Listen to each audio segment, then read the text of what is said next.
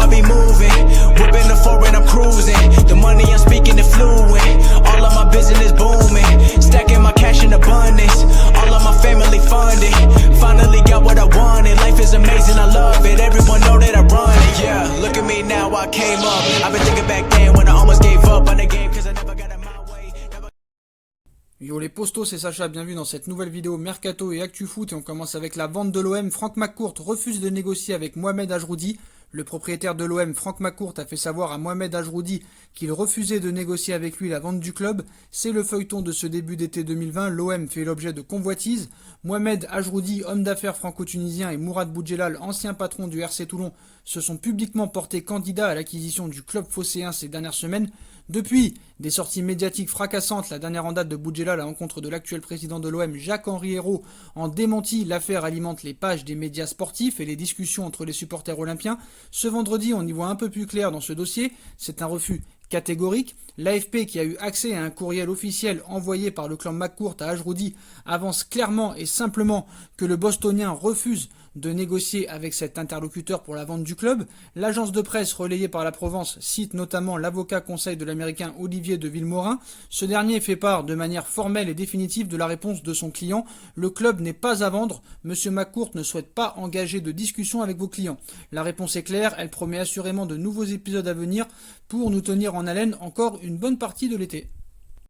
C'était dans l'air, c'est désormais officiel. Édouard Michou a signé son premier contrat professionnel avec le PSG. Le milieu de terrain de 17 ans est donc désormais lié au club de la capitale jusqu'en juin 2023, comme l'explique un communiqué officiel du club. Courtisé par divers cadres européens, parmi lesquels Manchester City, le jeune homme international U17 tricolore intègre l'effectif des moins de 19 ans et disputera notamment la Gambardella et la Youth League. Y a-t-il un risque de voir Juan Bernat quitter le Paris Saint-Germain? Irréprochable cette saison et depuis son arrivée au Paris Saint-Germain, titulaire indiscutable avec le PSG, le latéral gauche Juan Bernat, 27 ans, 29 matchs et 1 but, toutes compétitions confondues cette saison, provoque quelques sueurs froides à sa direction, car sous contrat jusqu'en juin 2021, l'ancien joueur du Bayern de Munich a déjà refusé 2 offres de prolongation, affirme le média Soccerlink, la première en novembre dernier, l'autre plus récemment, et ce malgré des conditions financières pourtant avantageuses et un contrat de 4 ans. Ici, le risque est donc réel pour le PSG qui ne souhaite absolument pas perdre gratuitement dans un an son défenseur espagnol courtisé en Angleterre mais aussi en Espagne par le FC Barcelone. En attendant, rien n'est acté dans ce dossier et le directeur sportif parisien Leonardo ne désespère pas de satisfaire Bernat. Affaire à suivre. Pierre-Emerick Aubameyang aurait choisi son futur club en cas de départ de Arsenal. Selon les médias catalans et anglais, l'attaquant d'Arsenal ne dirait pas non à une prolongation de contrat, mais en cas de départ, il sait où il veut jouer. Si le discours du disciple de Pep Guardiola se veut plutôt optimiste et rassurant, la réalité pourrait être tout autre du côté de Mikel Arteta. Alors qu'il ne lui reste qu'un an de contrat à Londres, l'ancien de la SSE réclamerait un salaire trop important pour les finances des Gunners. Le joueur de 31 ans n'écarte clairement pas la possibilité de rester du côté d'Arsenal, mais souhaiterait toucher des émoluments d'environ 15 millions d'euros par saison. Aubameyang veut attendre avant de dire oui à Arsenal, celui qui totalise 20 buts en 35 matchs de championnat, 3e au classement des buteurs de Première Ligue, c'est en tout cas où il veut jouer en priorité en cas de départ. Comme l'explique le Mundo Deportivo, le joueur rêve toujours du Barça.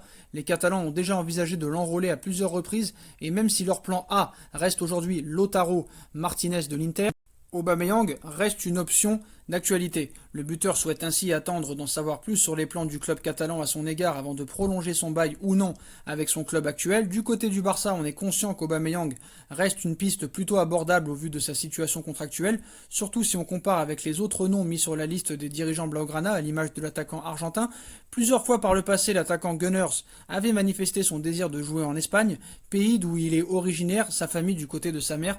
Affaire à suivre donc. Voilà les postos, c'est la fin de cette vidéo Mercato. Comme d'habitude, dites-moi en commentaire ce que vous en pensez. Je compte sur vous pour bombarder la barre de like. On like, on partage, on commente, on s'abonne, on active la petite cloche pour être tenu au courant des vidéos Mercato qui vont sortir. On me rejoint sur mes différents réseaux sociaux ainsi que sur Utip et sur ma deuxième chaîne YouTube No Feeling. Voilà les postos, tout sera en lien en description. Je vous souhaite à tous une bonne continuation. Prenez soin de vous et à très vite pour une nouvelle vidéo les postos.